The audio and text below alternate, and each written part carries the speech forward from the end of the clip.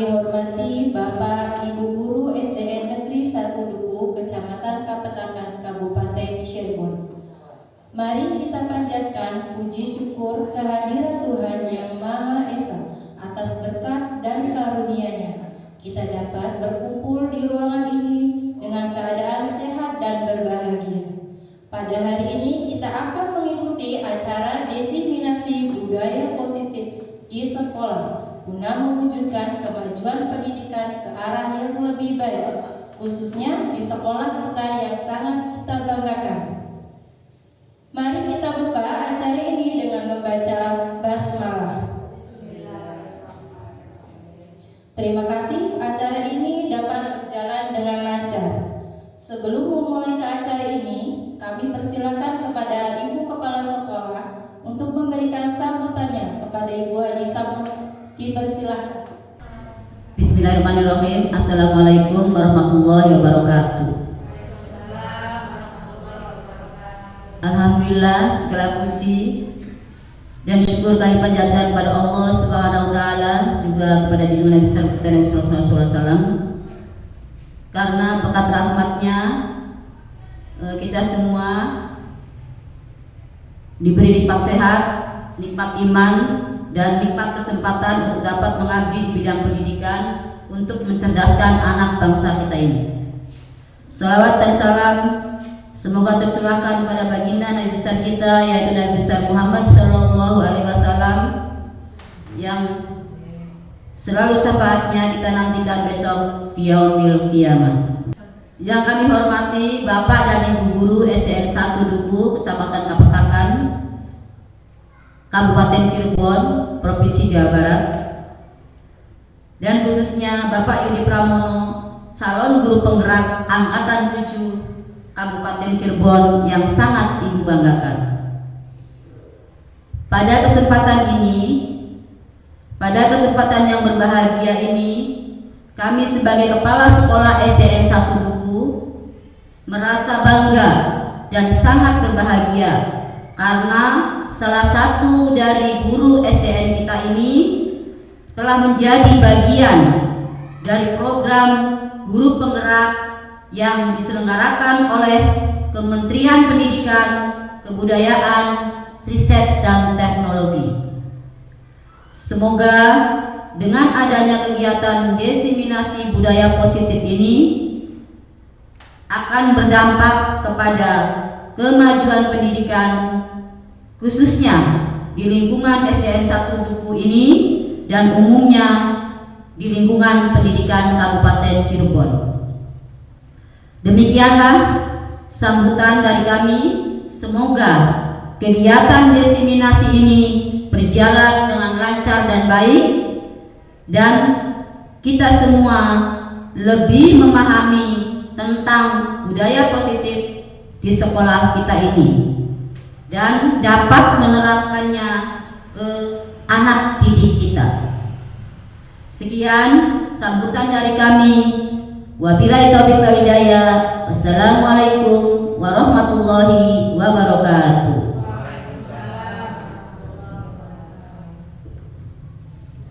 Selanjutnya memasuki acara inti, yaitu pemaparan mengenai budaya positif di sekolah yang akan disampaikan oleh Bapak Yudi Pramono. Kepada Bapak Yudi Pramono dipersilakan. Bismillahirrahmanirrahim. Assalamualaikum warahmatullahi wabarakatuh. Yang terhormat Ibu Haji Samro selaku Kepala Sekolah SDN 1 Duku, serta teman-teman guru, rekan guru yang ada di SDN 1 Duku, Kecamatan Kapetakan, Kabupaten Cirebon. Sebelumnya saya ucapkan banyak terima kasih kepada Ibu Kepala Sekolah yang telah memberikan izin, tempat, dan waktunya sehingga kegiatan pada hari ini bisa kita selenggarakan. Kepada Bapak Ibu guru juga yang sudah membantu mempersiapkan segala kebutuhan di kegiatan ini, seperti membereskan kursi dan bangku sehingga tempat kita menjadi rapi dan enak untuk dipandang. Baik Bapak Ibu yang saya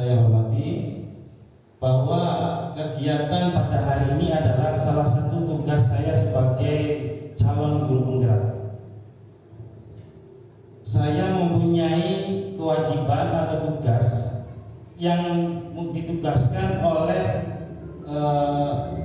program pendidikan guru penggerak. Saya harus melakukan aksi nyata, Bapak Ibu. Apa yang saya dapatkan, ilmu yang saya dapatkan di kegiatan pendidikan program guru penggerak itu bisa disampaikan ke teman-teman guru yang ada di tempat saya. Nah, kegiatan diseminasi ini adalah tentang budaya positif di sekolah, Bapak Ibu. Kebetulan budaya positif ini yang kami sebagai calon guru penggerak angkatan 7 itu ada di modul 1.4. Menurut saya pribadi, materi ini sangat luar biasa, Bapak. Dan memang mudah-mudahan bisa diterapkan atau diaplikasikan di sekolah kita seperti itu. Baik Bapak Ibu, kita lanjut.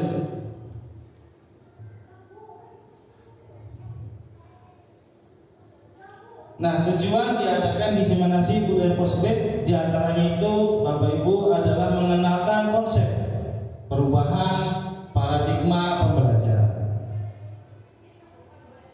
Kita tahu bahwa paradigma itu adalah mindset kita, pemikiran kita, perubahan kita dalam kegiatan pembelajaran.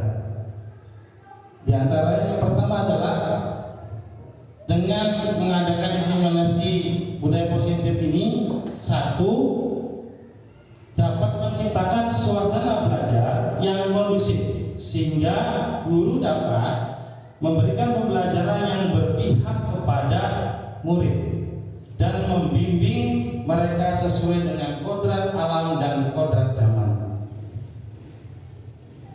Dan saya yakin Bapak Ibu sudah membuka aplikasi ya di PMM itu, Merdeka Mengajar.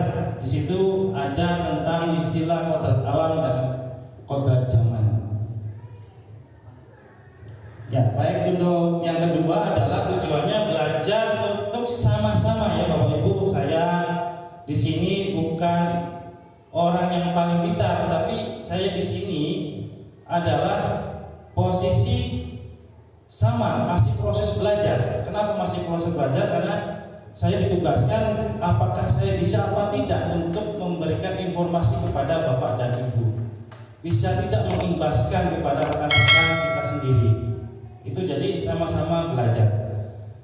Untuk merubah paradigma yang keliru Bapak Ibu mengenai cara mengontrol anak sehingga dapat menempatkan diri menjadi posisi kontrol terbaik, sehingga penerapan segitiga restitusi dapat dilaksanakan dengan cara yang baik. Yang pertama, kita fokus berpihak kepada murid dengan kodrat alam dan zaman. Kedua adalah posisi kontrol. Penerapan segitiga restitusi nanti akan dijelaskan di slide berikutnya. Lalu yang ketiga, diharapkan guru dan siswa dapat menumbuhkan motivasi intrinsik, maksudnya motivasi di dalam dirinya untuk melaksanakan keyakinan kelas sehingga tercipta budaya positif di sekolah. Itu diantaranya tujuan kegiatan hari ini. Baik Bapak Ibu, ini sebagai awal ada pertanyaan pemantik Bapak Ibu. Yang pertama, menurut Bapak Ibu, setuju atau tidak hukuman dapat mendisiplinkan anak? Itu pertama. Terus yang kedua, setuju atau tidak pemberian hukuman dengan hal positif seperti membaca atau membersihkan halaman sekolah dapat meningkatkan disiplin anak? Ada lagi, setuju tidak memberi penghargaan dapat meningkatkan motivasi belajar anak? Nah, hal-hal seperti ini sudah kita terapkan selama ini kan. Nah, menurut Bapak Ibu, nomor satu dulu Bapak Ibu, hukuman dapat mendisiplinkan anak, setuju apa tidak? Kalau yang setuju ngaju. Setuju yang ngaju. setuju. Pak Yani setuju. Ibu Haji setuju tidak? Setuju. Oke, setuju. Ya, oke. Nanti kita tanyakan alasannya ya. Yang satu lagi deh, Bu Haji gini. Setuju kan tadi Bu Haji mengatakan bahwa hukuman dapat mendisiplinkan anak. Mohon bisa dijelaskan alasannya Bu Haji. Kenapa harus gitu? Hukuman dapat mendisiplinkan anak, yaitu ibu setuju. Tetapi kita lihat dulu hukumannya yang bagaimana, begitu Pak ya. Hukumannya dalam artian maksudnya jangan yang kira-kira membuat anak hukumannya itu tambah takut begitu. Tetapi yang kira-kira hukumannya itu anak ada perubahan nantinya begitu ya. Misalnya yang tadinya tidak membuat TS suruh keluar, suruh bikin PR keluar begitu. Ya itu saja. Ya, terima kasih Bu Haji atas pendapatnya. Maka barangkali ada yang lain yang tidak setuju sekarang. Ada tidak yang tidak setuju mengenai hukuman dapat mendisiplinkan anak? Tapi rata-rata sepertinya kita sepakat ya bahwa nomor 1, 2, dan 3 yang ada di pikiran kita, termasuk saya sendiri, sebelum mengikuti pendidikan program guru penggerak ini, saya jujur setuju semua. Tapi itu sementara kita simpan dulu di memori kita. Nanti akan saya jelaskan kembali ke slide berikutnya. Simpan dulu, insya Allah nanti kita akan mengerti kesananya. Apakah hukuman atau pemberian hukum dan memberi penghargaan itu adalah suatu hal yang baik atau tidak. Mari kita lanjut dulu ke slide berikutnya. Di tampilan ini mungkin Bapak Ibu tidak asing. Beliau adalah Ki Hajar Dewantara. Ya, beliau adalah seorang pahlawan nasional. Saat itu beliau peduli dengan pendidikan di zaman penjajahan Jepang, ya. Karena keuletan beliau, pendidikan di Indonesia ini ada perubahan di zaman itu. Dan banyak pemikiran-pemikiran Ki Hajar Dewantara ini yang saat ini sudah diambil oleh pemerintah untuk menjadi kebijakan sebuah kurikulum merdeka. Jadi awalnya memang Ki Hajar Dewantara ini pemikiran-pemikiran yang sangat luar biasa Bapak Ibu. Karena Ki Hajar Dewantara ini mempunyai pemikiran-pemikiran yang berpihak kepada anak. Berikut adalah tulisan dari Ki Hajar Dewantara, dan Bapak Ibu saya yakin sudah hafal dengan tulisan seperti ini. Iya, ada Ingarso Suntulodo, Ing Madyo Manungkarso, Tuturi Handayani. Semua guru pasti hafal dengan kalimat dari Ki Hajar Dewantara ini. Nah, apakah mungkin ada yang bisa menjelaskan tentang apa itu Ingarso Suntulodo, Ing Madyo Manungkarso, Tuturi Handayani? Pak Topik barangkali bisa, soalnya ini berhubungan dengan kadang di kegiatan pramuka itu ada yang seperti ini. Barangkali Pak Topik bisa menjelaskan masuk dari tulisan Ki Hajar Dewantara tersebut. Maka Pak Topik, menurut Pak Topik,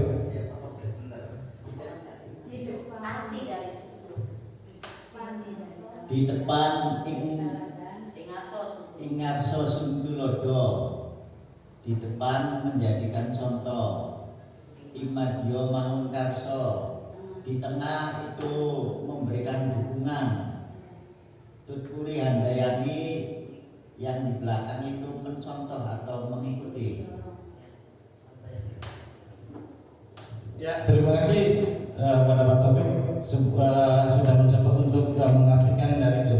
Maka nanti kita coba sebenarnya apa sih Ingarso Suntulodo itu, betul yang dikatakan oleh rekan kita Pak Topik bahwa Ingarso itu adalah posisi kita di depan. Bapak Ibu setiap hari itu di depan kelas. Di depan kelas. Kata Ki Hajar Dewantara, Suntulodo itu memberi tauladan, memberi sikap atau perbuatan kita yang baik terhadap anak. Anak kita akan mencontoh karena kita posisinya di depan. Lalu ada Ing Madyo Manungkarso, kalau kita terapkan dalam pembelajaran di kelas, Ing Madyo itu kan di tengah. posisi kita di tengah. Di saat apa? Di saat kita mengadakan diskusi, di saat kita membentuk siswa itu berkelompok, kita ada di tengah-tengah mereka. Untuk apa? Untuk membangun, Mangunkarso itu membangun sebuah karya. Jadi anak-anak kita membimbing mereka supaya bisa menyelesaikan tugasnya. Misalkan membuat karya kesenian, di situ ada kita di tengah. Kita membimbing mereka, tapi mereka yang melakukan sendiri dan hasilnya akan dia jadikan sebagai karya mereka. Lalu yang ketiga itu adalah Tuturi Handayani. Ini luar biasa, sudah menjadi slogannya di setiap logo Tuturi Handayani. Jadi menurut Yayasan Bentoro ini Tuturi Handayani betul tadi adalah posisi kitanya di belakang, mengamati, mendukung, memotivasi supaya anak itu bisa menjadi anak yang berbakat, potensinya bisa muncul, ya, seperti itu. Itu kurang lebih tentang Ingarso Sungtulodo Imadyo Mangunkarso Tuturi Handayani. Selanjutnya Bapak Ibu, bahwa setelah kita mengartikan, memahami bahwa Ingarso Sungtulodo yang tadi, menurut Ki Hajar Dewantara pemikirannya bahwa pendidikan adalah menuntun anak, Bapak Ibu. Kita beranggapan selama ini bahwa pendidikan itu adalah mengisi. Tugas kita setiap hari ke kelas mengisi, dikisi materi terus. Padahal tidak seperti itu menurut Ki Hajar Dewantara. Kenapa? Bahwa pendidikan adalah menuntun anak. Mungkin yang ibu-ibu ataupun bapak yang sudah punya anak yang usianya masih posisi belajar untuk berjalan, contohnya menuntun, kita artikan seperti itu. Jadi anak kita hanya bisa menuntun dia untuk supaya anak tersebut bisa berdiri, pertama begitu, ya kan? Ternyata potensi anak itu sudah ada, Bapak Ibu, di anak tersebut. Kita tidak pernah mengajari dia untuk berjalan, kan? Kita hanya menuntut membangunkannya supaya tegak, lama-lama terus dia bisa tegak, lalu dia bisa berjalan. Kita menuntun. Kadang kita tidak tahu dia mau kemana. Cuma tugas kita sebagai orang tua hanya menuntun saja. Menuntun posisi di mana itu? Sesuai dengan Tuturi Handayani berarti yang di belakang. Kalau kita posisi menuntun anak di depan, bukan namanya menyeret, ya kan? Kita bisa ilustrasikan seperti itu. Maksud dari Ki Hajar Dewantara, pemikiran-pemikiran beliau seperti itu. Selanjutnya Bapak Ibu, ada juga bahasa among, ada ngomong, among sama ngomong. Kalau kita seorang Jawa sudah pernah mendengar lah istilah ini, bahwa ternyata ini juga pemikiran Ki Hajar Dewantara bahwa ada istilah disebut dengan trimo atau bisa disebutkan dengan sistem pamong. Ya, ada ngomong, ada among, ada ngomong. Ini masih berkaitan dengan yang tadi, Ingarso Sungtulodo itu, yang awal itu masih ada kaitannya. Baik, kita coba nanti jelaskan tentang ketiga ini. Bahwa sistem pendidikan menurut Ki Hajar Dewantara adalah pendidikan itu, pendidikan yang baik itu yang among atau yang ngomong atau among atau ngomong, kata Ki Hajar Dewantara. Jadi kita sebagai guru harus tahu kapan waktunya kita ngomong, kapan waktunya kita among, dan kapan waktunya kita ngomong. Seperti itu. Nah, mungkin kita sudah tahu bahwa ngomong menurut Bapak Ibu apa?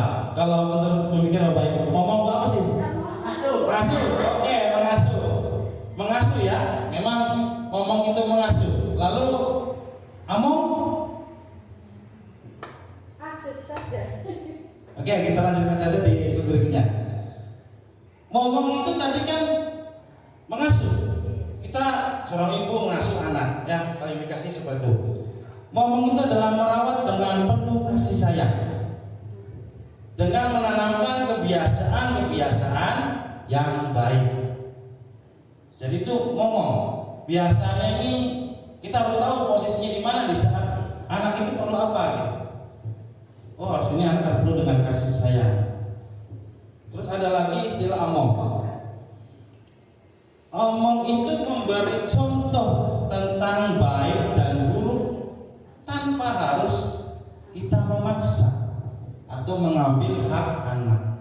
Kadang gini Bapak Ibu, kita di rumah, ini penerapan di rumah ya, dengan anak sendiri kadang-kadang kita nyuruh anak. Contoh, disuruh ngaji, disuruh sholat, kadang-kadang kan tidak mau, susah sekali disuruh sholat atau tidak mau. Padahal kalau kita coba dengan omong ini memberi contoh yang baik, anak itu akan mengikuti sebenarnya. Orang tuanya biasakan misalkan habis maghrib mengaji, itu anak akan ikut sebenarnya, nggak disuruh juga. Dan itu yang diharapkan oleh Ki Hajar Dewantara itu, kita tidak boleh memaksa, tapi berpihak kepada anak supaya anak itu bisa tumbuh kembang potensinya sesuai kembali dengan kodrat alam dan kodrat zaman. Terus yang terakhir ada ngomong itu mengamati, menjaga agar mampu mengembangkan dirinya ya, supaya anak itu tetap menjadi potensi yang baik, tetap bertanggung jawab ya, tetap jadi anak itu kita mengamati supaya anak itu potensinya nggak salah. Kadang ada potensinya bagus tapi anak itu menjadi tersesat. Nah itu tugas kita supaya bisa ngomong. Ngomong ini adalah sesuatu yang perlu kesabaran yang sangat luar biasa. Karena apa? Posisinya kita menjaga potensi anak itu supaya tidak hilang. Yang sudah kita tanami, yang sudah kita pertama tadi rawat, gitu kan, memberi contoh segala macam. Ibaratnya begini Bapak Ibu, seorang petani, ya, seorang petani itu dia merawat padinya itu pasti akan sesuai dengan apa yang dibutuhkan oleh padi itu supaya tumbuh kembang kan. Tidak mungkin misalnya pupuknya pakainya pupuk tumbuhannya lain, apakah mau tumbuh? Tidak kan. Apakah mungkin soal apa padi itu saat kita menanam padi keluarnya menjadi pepaya? Kan tidak mungkin. Itu kodrat maksudnya. Jadi sebenarnya semua anak sudah ada potensinya, kita tinggal menggali dan mengarahkannya. Baik Bapak Ibu, itu baru awal ya Bapak Ibu, baru awal kita sebelum ke inti. Nah ini adalah masuk ke inti. Ini yang saya pelajari, yang saya dapatkan itu dari program Guru Penggerak. Itu adalah budaya positif. Budaya positif itu kan budaya adalah yang kita ketahui sesuatu kebiasaan yang sering dilakukan, atau ya gampangnya pembiasaan lah, pembiasaan yang baik. Nah di dalam budaya positif ini nanti kita harus bisa memahami ada 6 komponen. Yang pertama adalah disiplin positif dan nilai kebajikan universal. Lalu ada motivasi hukuman dan penghargaan dan restitusi. Terus ada keyakinan kelas. Lalu berikutnya ada kebutuhan dasar dan dunia berkualitas. Terus ada 5 posisi kontrol dan segitiga restitusi. Ini nanti kita bahas. Ini baru kita mulai Bapak Ibu. Ini kalau saya mengikuti kegiatan ini tidak cukup ya hitungannya bisa sampai 2 minggu lah. Baik Bapak Ibu, kita bahas itu untuk disiplin, nilai kebajikan, disiplin positif dan nilai-nilai kebajikan universal. Baik, untuk sebelum kita melanjutkan, untuk kita ada permainan sebentar Bapak Ibu. Namanya adalah kepalan tangan Bapak Ibu. Ini adalah sebuah permainan di mana ada A dan B. Anda dengan teman Anda nanti berdua-berdua. Coba saya minta nanti Bapak Ibu berdua-berdua A dan B. Sobeklah secara kertas kecil. Ya, tuliskan benda atau sesuatu yang berharga untuk Anda. Jadi begini Bapak Ibu. Misalkan ini Pak B sebagai A, nanti yang Pak Toyetnya sebagai B.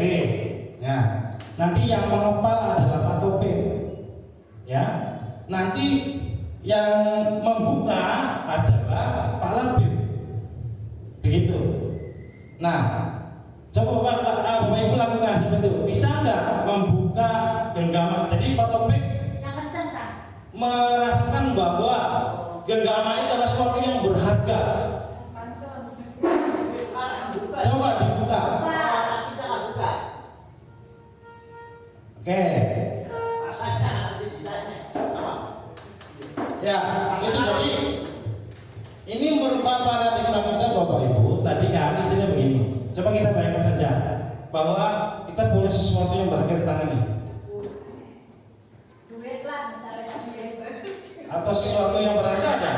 Ya jadi Apakah pasti akan terjadi ada yang mau ya sampai Pak Labib nih terserah Bapak Ibu mau merayu, mau menghardik, mau apapun supaya gimana caranya tangan itu terbuka. Tetapi pada kenyataannya bahwa kegiatan tersebut dan sudah saya lakukan itu bahwa ya ada yang membuka Bapak Ibu, ada yang membuka, ada yang tidak tahu. Nah itu awalnya itu. Jadi apa yang terjadi di sini ya?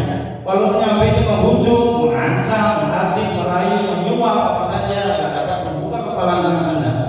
Apa yang terjadi tergantung yang memegang. Nanti kontrolnya dari siapa orang yang memegang sesuatu yang berharga. Kita ibaratkan sesuatu. Menurut Bapak Ibu, jadi gimana kontrolnya? Saat ini kita berhadapan bahwa kita jadi sesuatu anak sisi dibayar, gitu kan? Tapi bukan, ternyata kontrolnya adalah sesuatu. Nah, nanti itulah kita mau buat paradigma ini. Saya dengan suara yang baru. Ada caranya. Nanti kita akan lebih memahami kembali. Baik untuk beberapa mungkin sudah dipahaminya untuk ilustrasi pameran paradigma.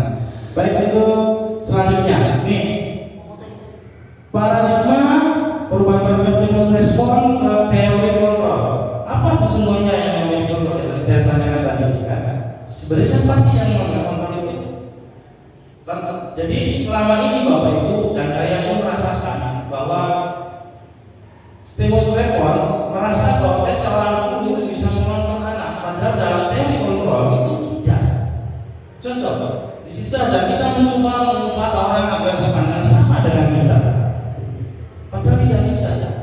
Dan kalau kita berusaha memahami pandangan orang lain tentang dunia, lalu stimulus respon perilaku buruk dilihat sebagai suatu kesalahan. Jadi kita sekarang kepada anak perilaku buruk tidak sebagai suatu kesalahan. Misalnya anak itu tidak mau berangkat, anak itu mau bolos, kita mengatakan anak itu bersalah.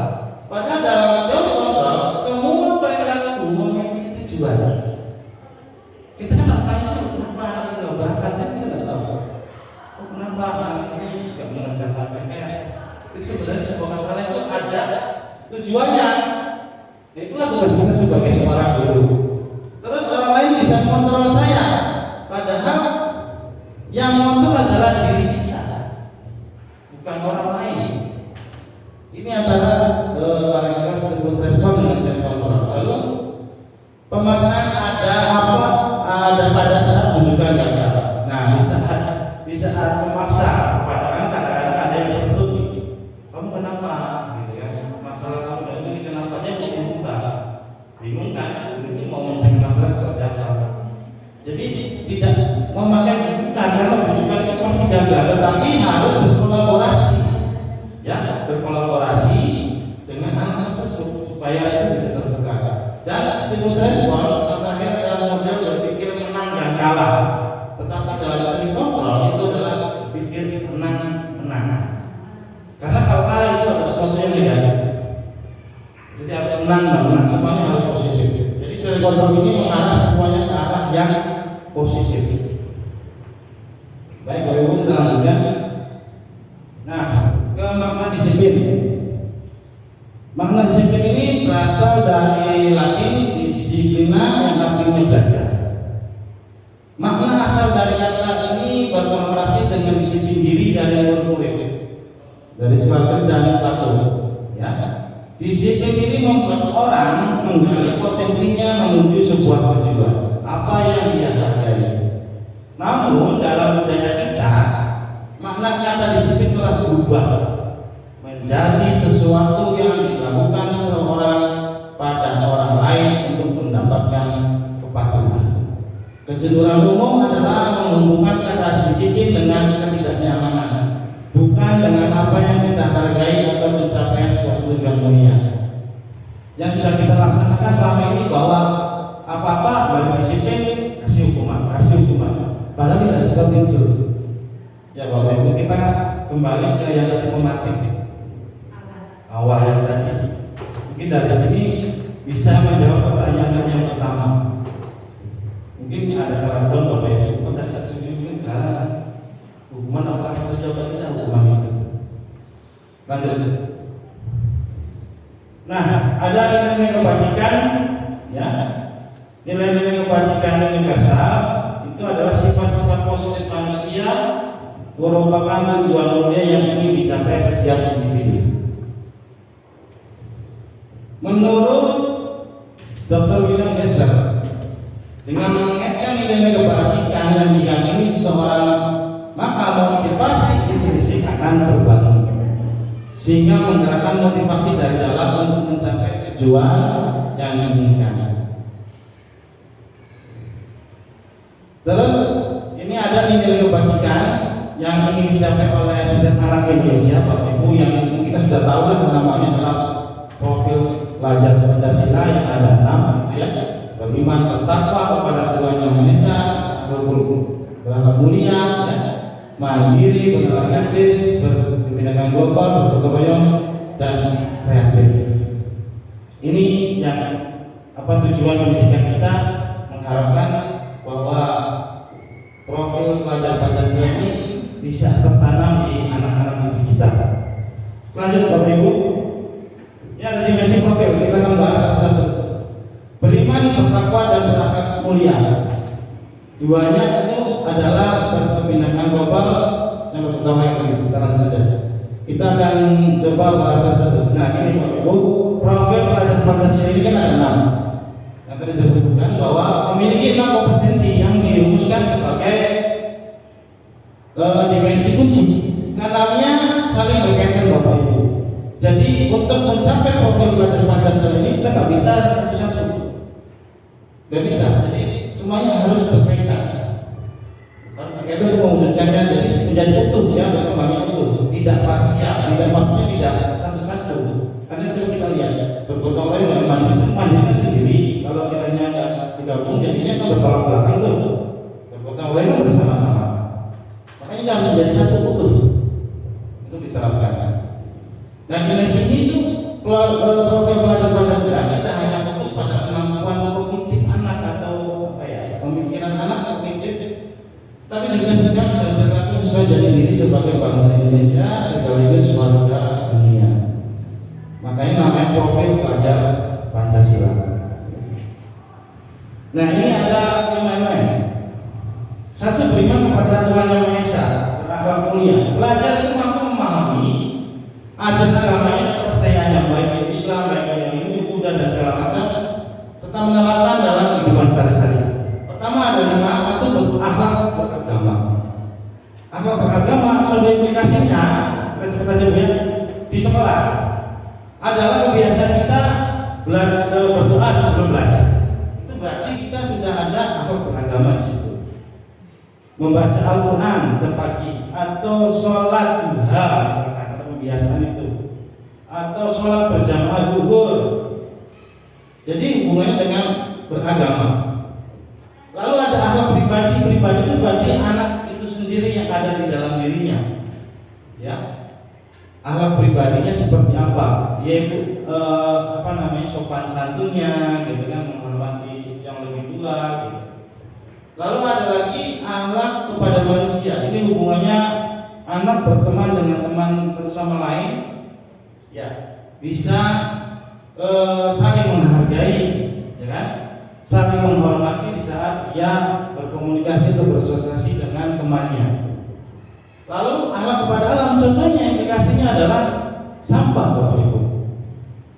Kenapa peduli dengan alam? Anak itu supaya menjadi akhlak kepada alam, contoh konkretnya yaitu tadi membuang sampah pada tempatnya, peduli dengan lingkungannya, itu contoh konkretnya. Dan ini sebenarnya pernah saya sampaikan juga bahwa saya punya impian sebenarnya. Saya punya impian di mana sekolah Yayasan Tugu ini tidak ada sampah plastik. Ya, karena ada beberapa sekolah lain sudah menerapkan itu. Jadi ini yang akhlak kepada alam dan kuncinya. Lalu ada akhlak bernegara.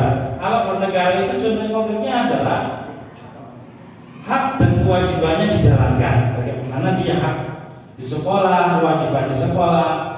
Lalu ada juga kegiatan upacara pramuka, itu kan berarti dia adalah akhlak bernegara karena jiwa nasionalismenya ada di situ. Lalu yang kedua adalah pendidikan global. Jadi singkat saja Bapak Ibu, pendidikan global ini anak ada 4 elemen kunci. Anak itu bisa mengenal dan menghargai budaya karena kita beragam budayanya berbeda-beda. Jadi kita harus mengenal dan menghargai budaya orang lain. Kadang-kadang di budaya kita begini, di budaya orang begitu, berbeda, gitu, bertentangan. Jadi anak mengerti, mengenal, kalau sini begini, yang di sana begitu. Jadi saling menghargai budaya. Lalu apa? Bisa berkomunikasi, berinteraksi dengan antar budaya walaupun beda budaya. Nah, kenapa dinamakan Bhinnekaan Global? Sebenarnya bukan di kita lokal saja, sebenarnya secara skala nasional pun kita harus bisa mengenal itu sampai ke tingkat dunia. Budaya di dunia berbeda, gitu kan? Dengan ini, sini gitu kan, bisa berinteraksi dengan orang lain.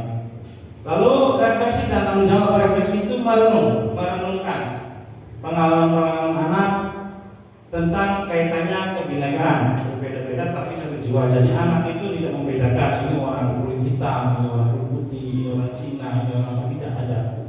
Jadi merefleksikannya seperti itu. Lalu berkarya sosial.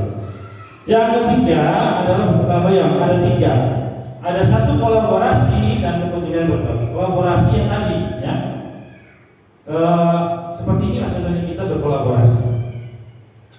Lalu kepedulian dan berbagi. Kalau kita lihat gambar, contoh konkretnya adalah kebersihan, ya, membersihkan secara bersama-sama.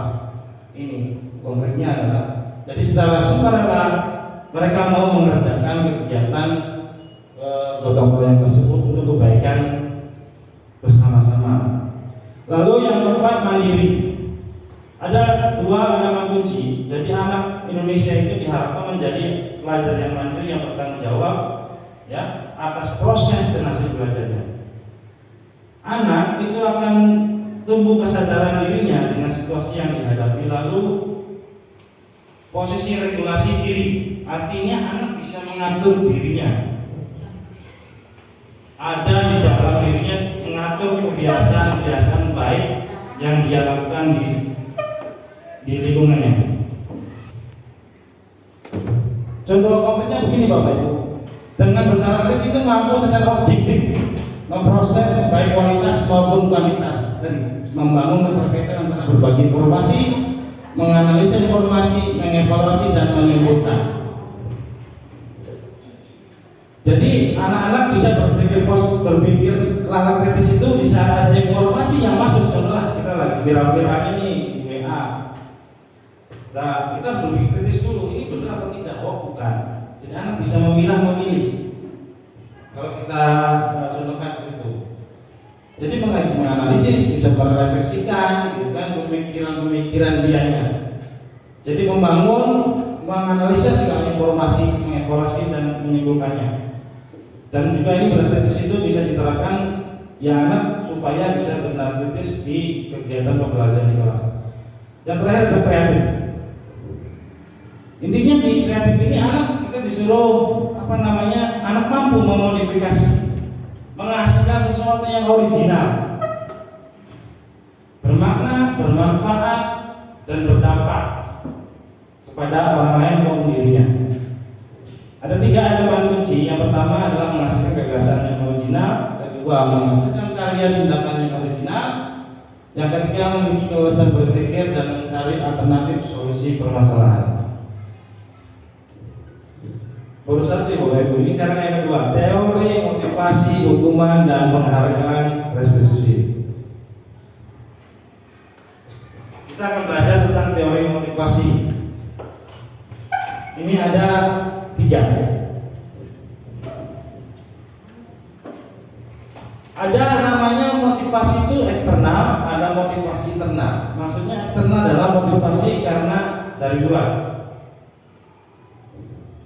Satu, di sini ada apa yang akan terjadi apabila saya tidak melakukan contoh begini. Anak misalkan tidak mau belajar, tidak mau mengerjakan tugas.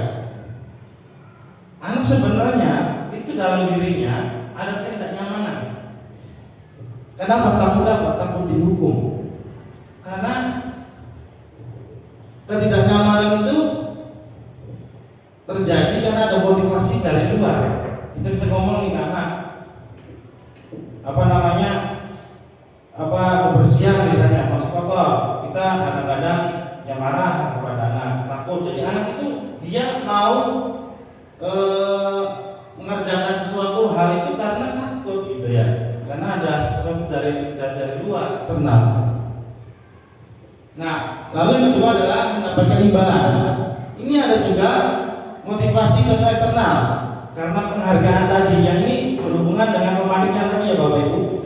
Pemantik yang tadi yang pertama, yang tadi itu adalah hukuman apakah setuju atau tidak. Gitu kan ternyata hukuman itu adalah sesuatu yang memang kurang pas ya. Karena motivasinya dari luar. Kedua, mendapatkan imbalan. Kadang-kadang ini, apa yang akan saya dapatkan apabila saya melakukannya? Kadang kita begini dengan pimpinan kepada kepala sekolah. Kadang begini, disuruh kepala sekolah ada pelatihan berangkat. Itu memang ada kesana harus tepat waktu. Kalau nggak tepat waktu takut nanti dimarahin sama kepala sekolah atau posisi kita. Setiap kata aturan gitu kan, harus begini. Nah itu adalah sesuatu yang dari eksternal. Eksternal adalah memberikan suatu imbalan. Kalau Anda begini akan dikasih begini. Itu adalah motivasi eksternal. Nah yang diharapkan oleh budaya positif kita ini adalah kita coba membangun pemikiran yang mana untuk bisa memotivasi diri itu secara internal kita, baik kita sebagai guru maupun sebagai siswa. Itulah tujuan disiplin positif pada hari ini, menghargai diri sendiri. Ya, jadi segala sesuatu tugas kita itu bukan karena kita takut dengan aturan, takut dengan atasan, tapi memang kita lakukan itu dari diri kita sendiri, itu dari internal. Karena apa? Kalau yang dari internal itu sifatnya akan tetap tertanam di dalam hati kita. Tapi kalau dari eksternal hanya berlaku satu saja. Misalnya tadi beri hukuman, anak nggak boleh mengulang sembarangan, dihukum sama ibunya. Selesai di situ saja, tapi mengulang kembali. Sama juga memberikan, misalkan dengan satu dikasih penghargaan, kasih permen, kasih es krim, hanya di satu saja. Berikutnya tidak. Tapi kalau dari internal, insya Allah anak itu sadar bahwa dirinya itu tidak perlu diatur oleh orang lain, sudah tertanam seperti itu Bapak Ibu. Ini yang diharapkan tujuan disiplin positif kita.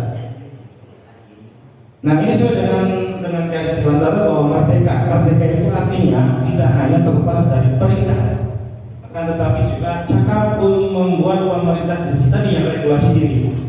Jadi anak itu diharapkan bukan karena perintah. Mereka akan melaksanakan sendiri budaya Bible seperti itu. Misalkan tadi di kelas belajar dari pun anak sudah memahami itu, tidak perlu ditegur. Karena apa? Sudah tertanam di dalam diri anak tersebut. Itu yang kita harapkan. Inilah perubahan-perubahan yang harus kita laksanakan sebagai seorang guru. Nah kembali di sini ada dihukum oleh penghargaan. Ternyata Bapak Ibu, penghargaan itu tidak bukan sesuatu yang baik. Kita sering melakukan ini ya pada anak-anak. Berikan satu, kasih, berikan dua, kasih. Memang itu, tapi tidak tepat. Kenapa tidak tepat? Penghargaan itu bahwa berlaku sama dengan hukuman. Kenapa dikatakan hukuman? Dalam arti meminta atau membujuk seseorang melakukan sesuatu untuk memenuhi suatu tujuan. Jadi ada faktor motivasi eksternal. Ya kan, anak oh ini mau rajin karena mau dikasih nih ada hadiah, ada penghargaan. Seperti itu. Nah, menurut Alfikon beberapa dampak dari pemberian penghargaan ini Bapak Ibu berpengaruh jangka pendek dan jangka panjang. Terus penghargaan itu menghukum, penghargaan mengurangi ketepatan, penghargaan itu tidak efektif. Penghargaan itu merusak hubungan. Kenapa bisa merusak hubungan? Misalkan si A anak kita dikasih ini, yang sebelahnya masih iri. Cuma itu aja yang dikasih, ini masih iri. Kan terjadi merusak hubungan. Menurunkan kualitas, lalu mengurangi motivasi intrinsik. Jadi dia itu mau berubah karena faktor eksternal terus. Yang kita harapkan di sini adalah budaya positif itu tertanam baik kita sebagai seorang guru maupun siswa. Itu motivasi dari diri kita sendiri. Nah itu Bapak Ibu. Lalu ini sebenarnya tidak perlu kita memberikan penghargaan. Ada cara selain memberi penghargaan Bapak Ibu. Cukup dengan memberikan apresiasi saja, apresiasi atau suatu pengakuan kepada siswa. Contoh di sini ada, kemarin saya perhatikan rasa empatimu besar sekali pada saat menolong murid baru di kelas kita. Ini seorang guru mengucap kepada anak tersebut. Kita contohnya ya Bapak Ibu. Nah ini kebajikannya adalah rasa empati. Sebenarnya anak itu diakui saja itu sudah sangat senang gitu. Sangat senang. Contoh lagi ada apresiasi kebajikannya. Saya menghargai kepedulianmu pada saat kamu membantu teman-temanmu di tugas kelompok. Lalu ada lagi, guru mengatakan terima kasih untuk rasa tanggung jawabmu pada saat kamu memungut kertas-kertas yang berserakan di lantai. Hal-hal yang sederhana ini kita sampaikan kepada anak itu. Lalu Bapak Ibu selanjutnya, nah, menurut Bapak Ibu di sini ada perbedaan antara hukuman dan konsekuensi. Ya, ini ada katakan dulu. Menurut Bapak Ibu, mencatat 100 kali di dalam buku kalimat saya tidak akan terlambat lagi karena terlambat ke sekolah. Ini ada contoh tindakan guru. Nah, Bapak Ibu, coba menurut Bapak Ibu, itu termasuk hukuman atau konsekuensi? Konsekuensi. Ada yang lain? Bu Kiki, apa itu mencatat menurut Bapak Ibu? Jika mencatat 100 kali di buku kalimat saya tidak akan terlambat lagi, apa itu hukuman ataukah konsekuensi?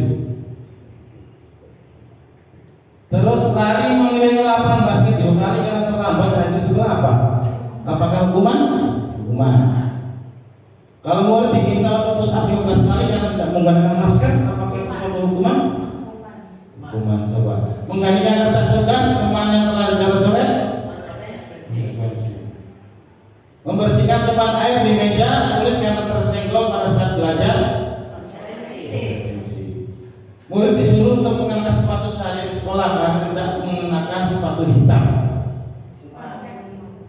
Ini konsekuensi atau hukuman? Hukuman. Oke, kita lanjutkan. Lari mengelilingi lapangan basket 2 kali karena terlambat 10 menit untuk pelajaran PJOK. Hukuman. Apa konsekuensi? Oke, kita cek. Ternyata mencatat 100 kali dalam buku itu adalah sebuah hukuman. Lapangan basket, berlari mengelilingi basket, hukuman. Jadi Bapak Ibu gini, untuk kita bisa membedakan apakah itu hukuman atau konsekuensi, kalau hukuman itu tidak ada hubungannya, tidak ada sebab akibat. Contoh, mencatat 100 kali dalam buku kalimat, itu hukuman. Jadi anak menulis nih sampai 100 kali. Terus itu maksudnya apa gitu? Nyambung tidak dengan hukum itu? Nyambung tidak? Nggak nyambung kan? Tidak ada kaitannya gitu loh dengan anak 100 kali menulis saya gini terus sampai capek gitu kan? Tidak mendidik kan? Itu hukuman. Kalau nih satu lagi, main lapangan basket 2 kali karena terlambat. Anak terlambat, lari-lari. Itu hukuman karena tidak ada kaitannya gitu. Jadi kalau konsekuensi itu ada kaitannya, contohnya menggantikan kertas tugas teman yang telah dicoret-coret, anak itu mencoret-coret nih. Jadi memberikan solusi anak itu, menggantikannya yang baru. Itu konsekuensi. Membersihkan tempat air juga termasuknya konsekuensi karena apa? Karena membersihkan kan, tadi tumpah anak tersebut membersihkan, ada kaitannya. Jadi itu antara hukuman dan konsekuensi. Dan diharapkan Bapak Ibu kita sebagai guru adalah sekarang berubah paradigmanya bahwa kita sekarang lebih mengurangi apa yang namanya hukuman, karena hukuman itu menyakitkan bagi anak. Tapi kalau udah konsekuensi itu timbul dari diri. Kalau hukuman motivasinya dari luar, kalau konsekuensi pasti dari prinsipnya dari dalam.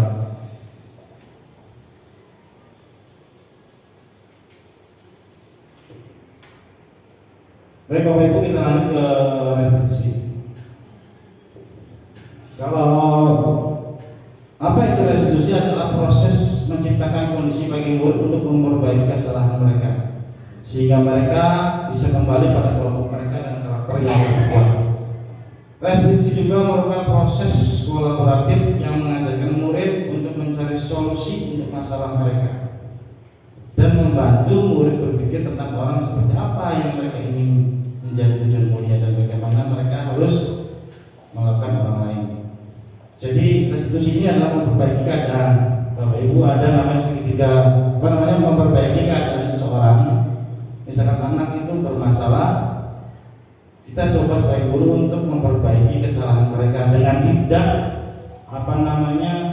langsung menghadik mereka gitu.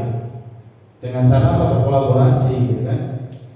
Menguatkan karakter dia supaya dia itu bisa belajar dari kesalahannya dan mau dengan dirinya untuk tidak mengulangi kesalahannya itu. Jadi intinya restitusi itu adalah memperbaiki kesalahan mereka. Nah di sini Bu, kenapa saya katakan hukuman itu kurang tepat? Tadi pemantik pertama Bapak Ibu mengatakan bahwa hukuman adalah setuju apa tidak, semua setuju. Ya, ternyata diberi imbalan setuju. Itu memang kita dulu ya. Saya juga sama seperti jawabannya. Ternyata hukuman itu adalah sesuatu identitas yang gagal Bapak Ibu. Kenapa dikatakan identitas yang gagal? Karena sesuatu yang menyakitkan harus terjadi. Ya, merasa tidak nyaman, korban mendapatkan keadilan. Jadi sesuatu ini akan menjadi karena seperti peraturannya adalah kamu harus bagaimana. Ya, ini ada perilaku pasif agresif ya. Ini adalah sesuatu yang negatif Bapak Ibu. Hukuman itu sesuatu yang negatif. Sebenarnya, ada indikasi sukses. Bukan hukuman, tapi yang harus kita laksanakan sebagai guru adalah disiplinnya melalui konsekuensi dan restitusi tadi. Tuh, konsekuensi dan restitusi tadi. Jadi semuanya kalau konsekuensi ini sesuatu harus terjadi. Tapi kalau restitusi itu merupakan pilihan. Nanti kalau konsekuensi itu ada netral, ya posisi netral. Kalau restitusinya adalah sesuatu yang positif, ini yang kita harapkan.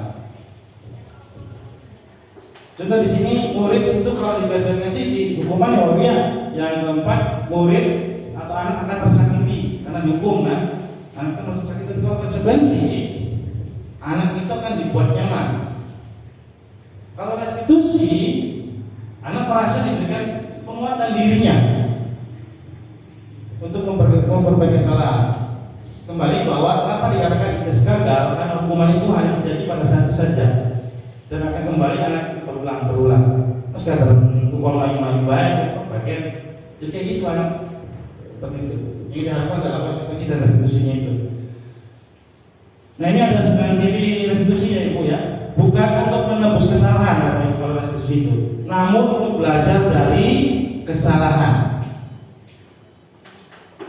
Kalau hukuman kan menebus kesalahan Bapak Ibu, menebus kesalahan dia, tapi namun untuk belajar. Kalau restitusi ini bukan, tapi untuk belajar dari kesalahan supaya tidak terjadi lagi. memperbaiki hubungan. Yang ketiga, tawaran, bukan paksaan.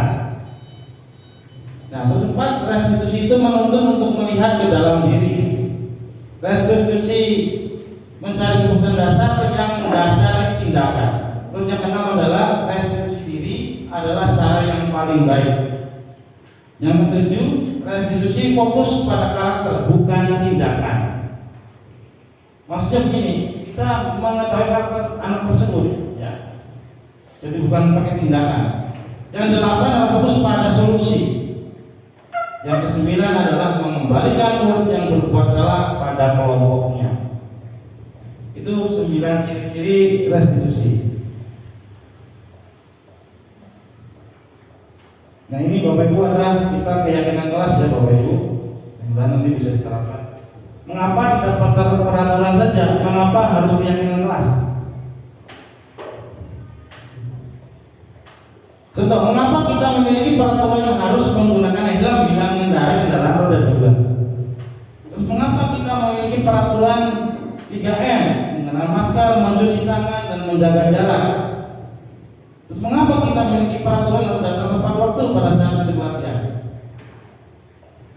Jadi kita merubah. Contoh, di situ ada aturan pakai helm. Sebenarnya kadang kita memakai helm itu karena takut ditilang kan Bapak Ibu. Sebenarnya untuk melindungi diri. Jadi kita harus bertemu keyakinan kita bahwa helm itu bukan karena takut polisi atau karena aturan tersebut, bukan karena takut ditilang. Tapi kita yakin bahwa helm itu untuk melindungi kita sendiri. Itu yang harus ditanamkan anak-anak, bukan aturannya. Nah, sama juga seperti memakai masker, ya. Nyaman tidak kita kalau pakai masker ke mall? Kadang-kadang tidak nyaman kan, suatu terpaksa, gitu kan. Padahal itu kan sesuatu apa? Kita pakai masker untuk melindungi kita dari bencana COVID-19 tadi. Nah, jadi untuk mendukung motivasi intrinsik, kembali ke nilai-nilai keyakinan-keyakinan, lebih menggerakkan seseorang dibandingkan mengikuti serangkaian peraturan-peraturan. Begitu. Lalu ini Bapak Ibu ada budaya positif itu bahwa pertama kita dari peraturan kelas dulu, ya, dari kelas dulu. Setelah itu menjadi keyakinan kelas, lalu akan ke lingkungan positif dan menjadi budaya positif.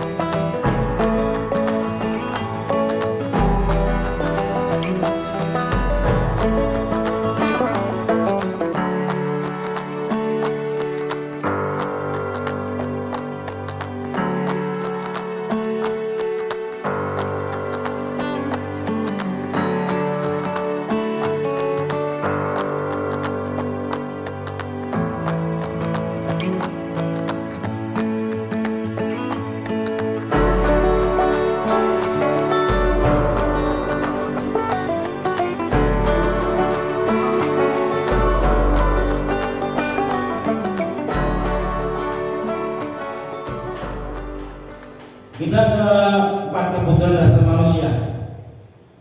Bapak Ibu, bahwa ada 4 kebutuhan dasar manusia. Dengan mengetahui dan memahami kebutuhan dasar setiap siswa atau murid, tentu kita akan lebih mudah mengarahkan serta memfasilitasi mereka untuk memenuhi kebutuhan dasarnya dengan cara-cara yang positif. Jadi sebenarnya kebutuhan manusia itu berbeda-beda. Ada anak itu butuh dengan kasih sayang. Ada anak yang inginnya bermain. Ada anak yang inginnya bebas, mau dia. Ada anak itu yang inginnya menjadi nomor 1. Ya kan, di situ kelas seperti itu. Jadi kita harus mengenal dulu nih, supaya bisa menerapkan apa sih kebutuhan anak, supaya bisa memenuhi kebutuhan dasar, cara-caranya dengan yang positif. Itu adalah dasar kebutuhan. Lalu yang kelima, posisi kontrol. Nah, Bapak Ibu,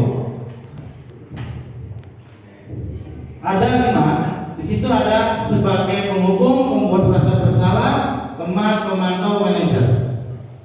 Kalau kita lihat nih, Bapak Ibu selama ini posisinya di mana? Apakah di penghukum, pembuat rasa bersalah, teman, pemantau, atau manajer? Bapak Ibu rasakan saat ini di sekolah. Tapi kalau saya sih jujur, posisi saya sekarang baru bisa sekarang itu di teman. Bahwa identitas gagal itu kontrolnya dari 2. Dikatakan identitas gagal. Karena penghukum, kadang kita kan sering ya menghukum. Itu sebenarnya sesuatu yang negatif, sesuatu yang gagal. Terus membuat rasa bersalah. Kadang kita begini, guru berbuat menghardik, menunjuk-nunjuk, menyakiti anak, gitu kan? Kadang kita gitu. Kalau kamu tidak melakukannya, awas ya, rasakan. Nah, itu adalah penghukum. Kita posisinya di penghukum. Dan saya yakin saya pun dan Bapak Ibu juga pernah kan seperti itu. Itu posisi kita gagal karena menjadi penghukum. Lalu membuat rasa bersalah. Berceramah, saya mengajar nih Bapak Ibu, mengatakan seharusnya ibu kecewa, gitu kan? Terus ada lagi, kamu sudah tahu ibu lelah sekali. Jadi merasa guru itu menjadi posisinya membuat rasa bersalah sehingga anak itu mau mengikuti guru. Ya, jadi suatu pembuat rasa bersalah ini adalah identitas yang gagal. Jadi guru untuk menghindari hal yang demikian. Yang bagus itu adalah ada di teman, pemantau, dan manajer. Dikatakan tidak berhasil atau sukses. Teman dan pemantau itu posisinya adalah ada di kontrolnya, ada di luar, mengharapkan imbalan, atau ketergantungan pada orang lain. Ayolah lakukan, yang kedua Pak Ibu ya. Ayolah lakukan demi ibu. Masa kamu tidak mau ingat? Tidak, kamu pernah bantu. Jadi bahasa-bahasa yang posisinya di teman. Kalau pemantau menghitung dan mengukur apa peraturannya ya, terus menyusun diri bila diawasi. Lanjut ke manajer, kontrol diri, menghargai diri sendiri, mengajukan pertanyaan-pertanyaan. Guru berkata apa yang kita yakini, apa yang kita bisa kerjakan untuk memperbaiki masalah ini, gitu kan? Itu yang diucapkan. Hasilnya bagaimana? Menguatkan pribadi. Kita lanjut lagi. Ini ada segitiga restitusi dan alhamdulillah sudah saya terapkan di kelas saya sendiri, Bapak Ibu. Jadi segitiga restitusi ini memperbaiki kesalahan siswa. Yang pertama itu ada yang warna biru, tengahnya namanya segitiga restitusi. Jadi ada 3, ya. Yang pertama itu menstabilkan identitas, terus validasi kebutuhan, lalu menanyakan keyakinan. Kalau di menstabilkan identitas, setiap orang pasti pernah melakukan kesalahan. Kamu bukan satu-satunya yang pernah melakukan. Ini aja Bu, biar kita paham segala susi, saya cerita saja. Di kelas saya ada kasus Sule dengan Oji. Dia itu berkelahi. berkelahi. Dan saya terapkan segitiga restitusi ini. Saya sebagai guru, saya akan menstabilkan dulu. Nih, pertama menstabilkan identitasnya. Saya tidak akan memarahi mereka berdua, tidak akan vonis mereka itu bersalah siapa yang salah, tidak. Tapi duduk bersama, saya akan menstabilkan dulu identitasnya. Lalu bagaimana caranya untuk menstabilkan identitas tersebut? Contohnya di sini ada guru itu berkata begini. Waktu itu saya kepada Soleh menanyakan seperti kenapa kamu berkelahi dengan Oci. Nah, terus saya mengatakan pada Oci, Ci, semua itu yang berbuat salah itu pernah, termasuk Bapak juga pernah berbuat salah. Jadi lebih kedekatan dengan anak. Jadi menstabilkan dulu. Lalu setelah itu, setelah menstabilkan keduanya, baru kita ke validasi kebutuhan, ya kan? Seperti ini, membantu murid mengenali kebutuhan dasarnya. Jadi setiap tindakan manusia tujuannya adalah memenuhi kebutuhan dasar. Apakah itu penguasaan, apakah itu kebebasan, apakah kasih sayang dan rasa diterima, kesenangan atau bertahan hidup. Nah, saat itu intinya setelah menstabilkan kebutuhannya, lalu baru ke ini posisi menaikkan nilai kelas yang sudah kita bangun di kelas. Ada lagi contoh kasus kedua adalah datang terlambat. Saya katakan kenapa, kan menstabilkan dulu nih, kita nggak menyalahkan atau tersebut kenapa terlambat, pas tidak. Kita panggil berdua gitu kan, stabilkan dulu anak itu, kenapa tadi terlambat. Mungkin dia punya alasan yang kuat gitu kan, seperti itu. Setelah stabilkan, terus baru tadi yang kedua tadi apa? Validasi kebutuhan.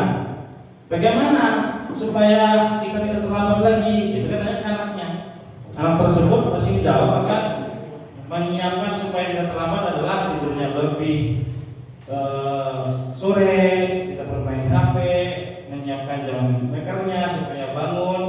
Seperti itu. Jadi kita hanya memberikan kepada anak itu supaya dia bisa berpikir bagaimana merubah kebiasaan dia menjadi yang lebih baik.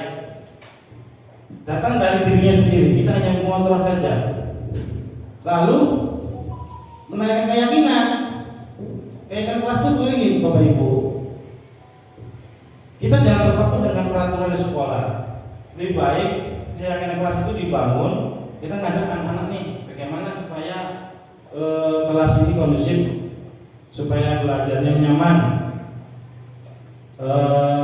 Kita tanya dengan anak, nanti anak kan menuliskan sendiri. Saya ingin sekolah bersih. Ada yang mengatakan saya ingin sekolah tidak ribut. Jadi semuanya dari anak, terus kita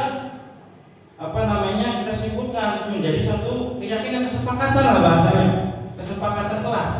Kalau sudah kesepakatan, anak itu pasti akan melaksanakan karena aturan-aturan itu dari anak, gitu, bukan kita. Nah inilah maksudnya tentang keyakinan kelas yang tadi.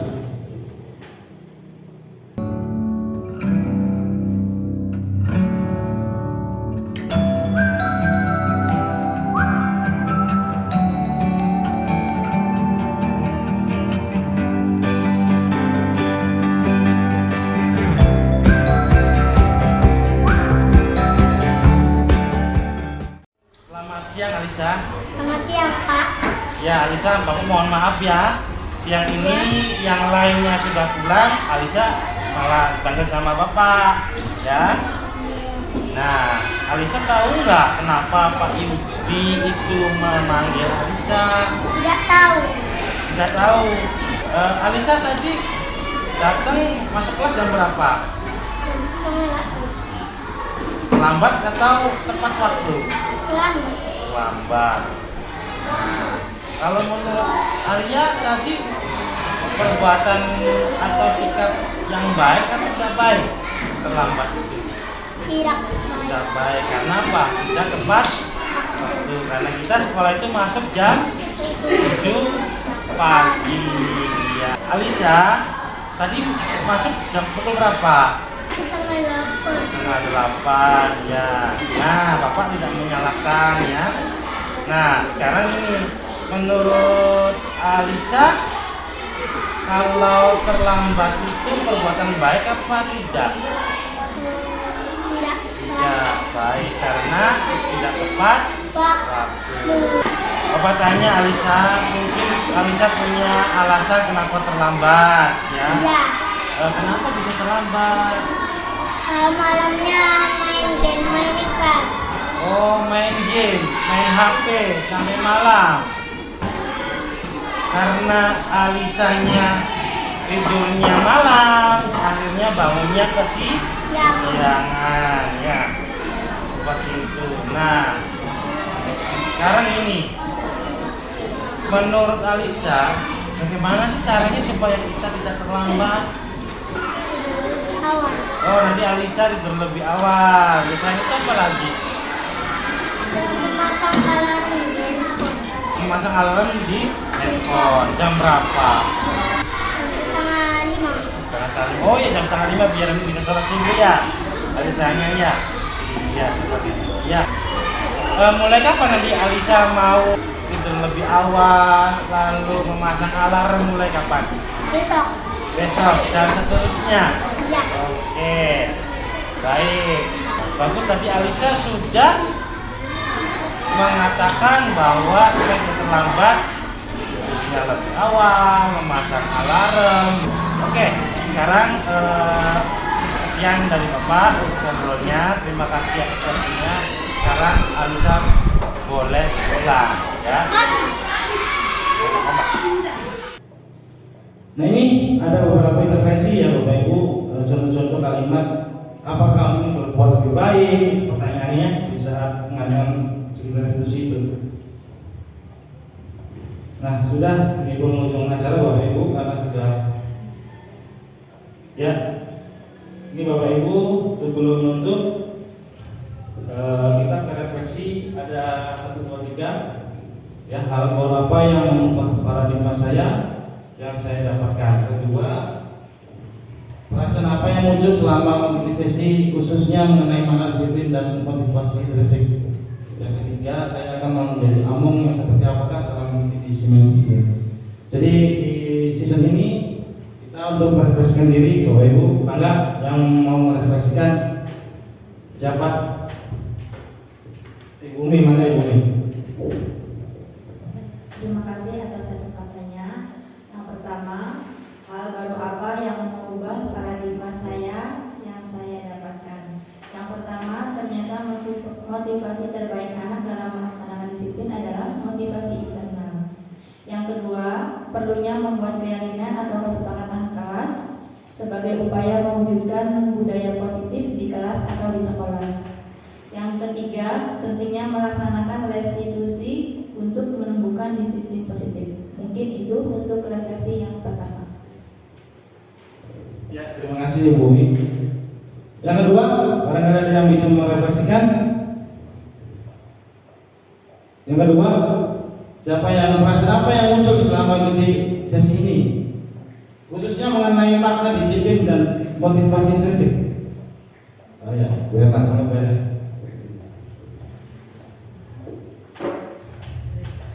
Terima kasih Pak Rudi atas kesempatannya. Mungkin saya mencoba menjawab yang refleksi kedua, itu perasaan apa yang muncul selama mengikuti sesi ini. Nah, perasaan saya setelah menyimak penjelasan tentang budaya positif tadi, merasa tertantang untuk mencoba merubah paradigma saya yang untuk mendisiplinkan anak bahwa ternyata selama ini apa yang saya lakukan dalam mendisiplinkan anak tentang adanya hukuman itu tidak semuanya tepat ya. Bisa jadi karena adanya hukuman jadi anak merasa disiplinnya pada saat ada hukuman saja, kesananya tidak gitu. Nah, mungkin itu cukup ya. Terima kasih Pak Yudi. Ya, terima kasih Bu Erna atas jawabannya. Lalu yang ketiga, saya akan menjadi among yang seperti apakah setelah mengikuti simulasi ini? Ibu Sri, silakan Bu Sri. Terima kasih buat Pak Yudi atas kesempatannya. Saya akan menjadi among yang seperti apakah setelah mengikuti diseminasi ini. Mungkin setelah adanya kegiatan kegiatan ini kurang lebih sedikit banyak dapat memberikan masukan khususnya bagi saya dalam artian untuk memberikan contoh yang baik sebagai pendidik khususnya dalam hal tidak memaksakan suatu hal dan lebih memahami kebutuhan siswa hingga dapat tercipta pembelajaran yang kondusif dan selalu berpihak kepada murid. Mungkin seperti itu. Terima kasih. Ya, terima kasih atas refleksinya untuk kegiatan hari ini. Terima kasih atas segala waktunya kepada Bapak Ibu. Semoga apa yang saya sampaikan ada yang beberapa yang bisa dipahami. Mudah-mudahan bisa. Kalau tidak nanti kita bisa berbincang-bincang di kesempatan lain gitu ya. Kita bisa ngobrol di kantor segala macam untuk bisa lebih memahami. Sama-sama kita untuk bisa memahami tentang budaya positif sendiri. Demikian saya akhiri. Wassalamualaikum warahmatullahi wabarakatuh.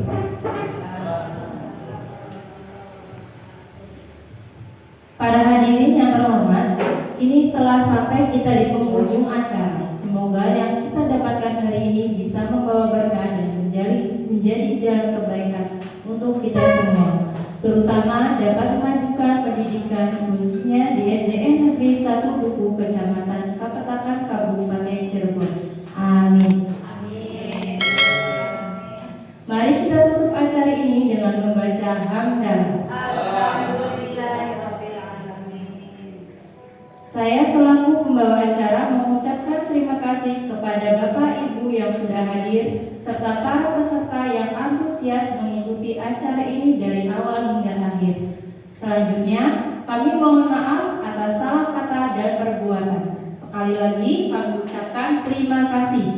Selamat siang, salam sejahtera. Semoga Bapak dan Ibu sehat selalu. Wassalamualaikum warahmatullahi wabarakatuh.